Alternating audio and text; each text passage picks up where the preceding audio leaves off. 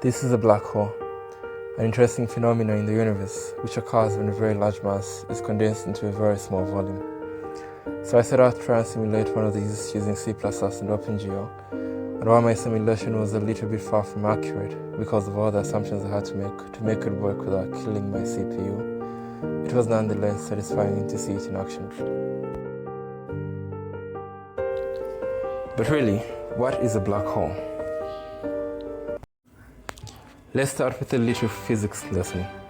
So back in the 1600s, a man called Sir Isaac Newton was sitting under a tree when an apple fell on him, they say, and he went on to find out why the apple fell and gave us what we now know as Newton's law of gravitation. A few hundred years later, in the 1900s, a German man called Albert Einstein postulated that gravity wasn't really a force. Instead, gravity was the warping of space-time, and for his math, it was mostly fluid equations, matrices, and tensors to try and define the curvature of space. Then came another man called Schwarzchild. Now that name is hard to pronounce, of course he was also German, and made a few assumptions which made Einstein's equations easier to solve. And the consequence of one of those assumptions is something called a black hole, a body with mass so large that at a certain point escape velocity is equal to the velocity of light, which means light cannot get out of it. And if light can't get out of it, then nothing else can, because light is the fastest thing we know, at least in our universe. Of course, there's a lot to know about black holes, and using a few notes I borrowed from one of my physicist friends and the help of the internet, I thought it would be a cool idea to make a simulation. So we start off with setting up OpenGL. The IDE I'm using is Visual Studio.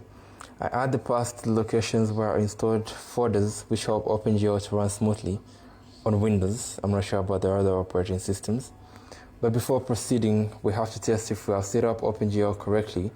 And so we go to one of the websites of the libraries we downloaded and try out one of the examples from the documentations to see if it runs without errors. And it does. Great. To learn OpenGL, we can make use of hundreds of YouTube videos out there and lots of books too. I'm no expert in OpenGL, but I just learned enough to get started. And sometimes running things was just a matter of copying and pasting from already existing examples and just changing necessary variables. We start off with setting up a main window. For now, this will just be an empty black screen. Of course, we're continuously running everything in a while loop until the user decides to close the window, in which case the loop condition becomes false and the window closes. That works and we're good to go. Now we have to start drawing things on this black screen, and for that we need a shader. And I also make a class called render where I will do all the drawings. Back to the shader.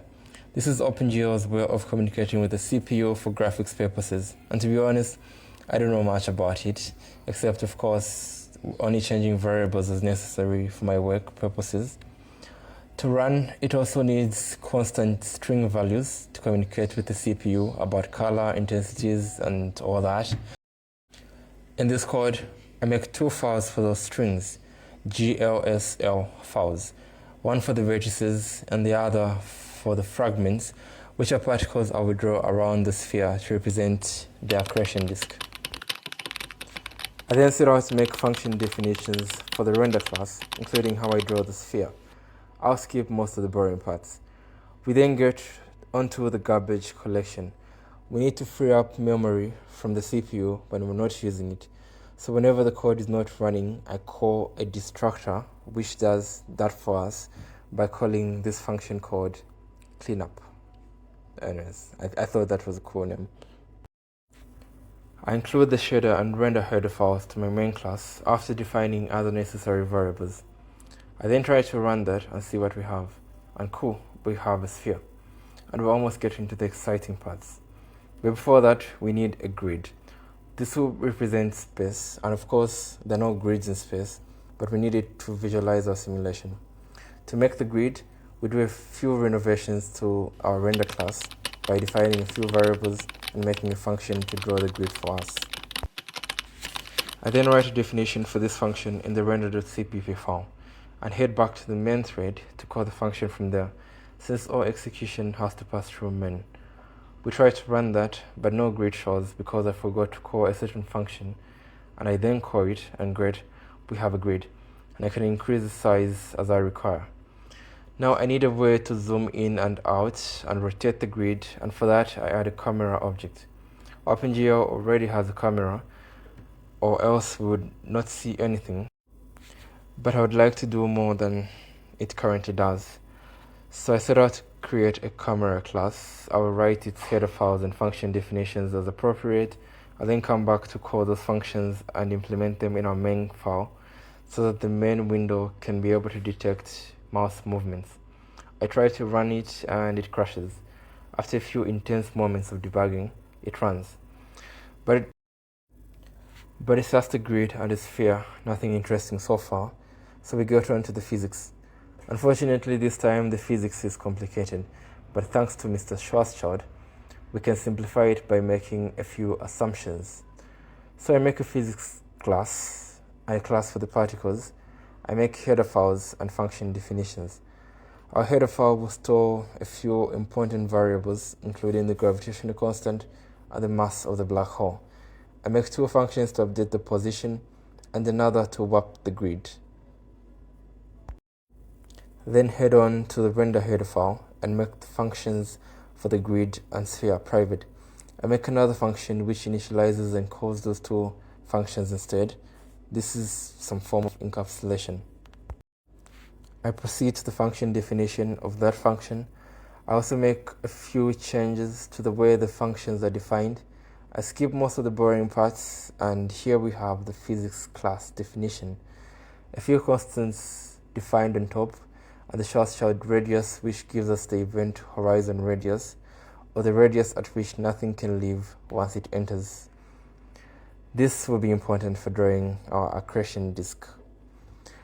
I make a few more definitions, and for warping the grid, my CPU cannot really handle the numerous calculations required to solve Einstein's field equations on every vertex of the grid, so I use a model called a rubber sheet model to make an approximation of the warping.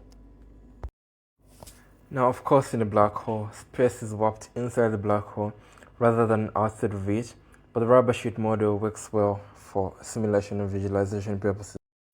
So we calculate the hypotenuse distance in the x and z, and then remove the third coordinate, the y coordinate, down by a factor dependent on that distance.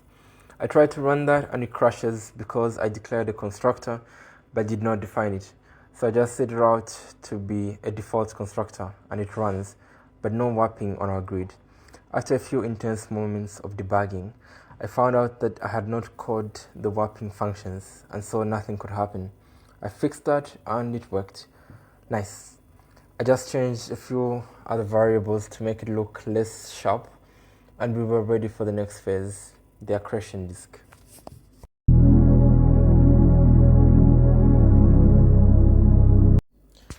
We then set out to define the particles around the disk, and of course we need to track the position and velocity of each one, and we give them a color.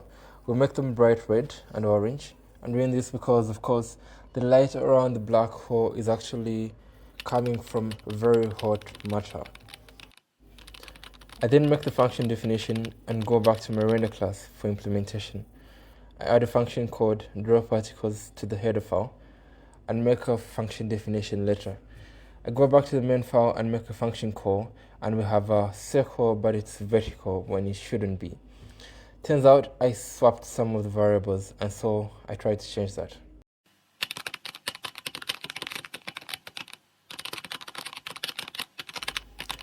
Great, now we have a horizontal disk, but we have to figure out a way to bend the particles, something called gravitational lensing.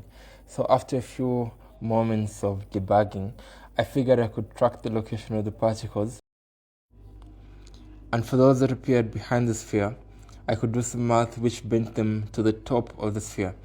I also had to track the position of the camera so that I would have this effect no matter which way I rotated the camera, and I must confess I wouldn't have figured this out this fast without the help of a language learning model. I then made the sphere black to get a cool effect, and of course it's a black hole, so we need a black sphere. I tried to see what would happen if I increased the particles, and by that point my poor CPU was tired. But it tried the best it could. So I reduced the particles again for a faster render. But my black hole wasn't really looking like the black holes we see from NASA.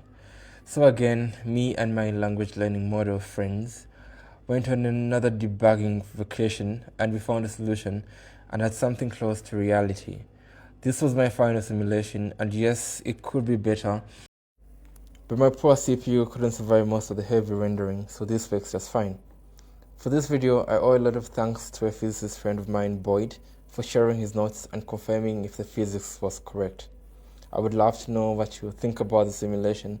Thanks for watching and hope it is worth your time. Thank you.